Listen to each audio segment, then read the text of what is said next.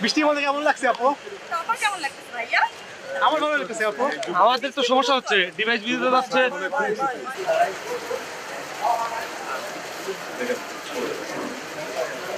আরে এই লাইট চোখে ধরলে আমি কিভাবে দেখবো?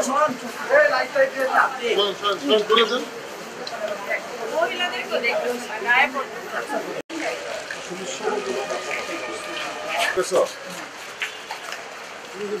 দেখি ব্রাদার আমি গাড়িটা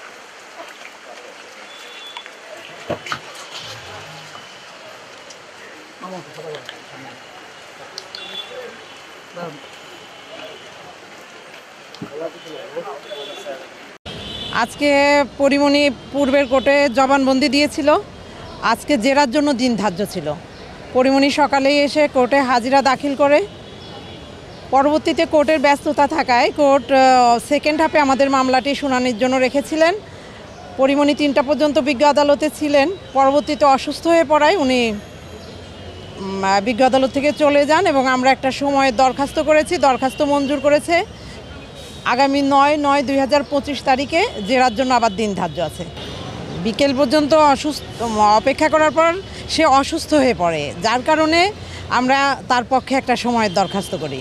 তাকেই তো জেরা করবে।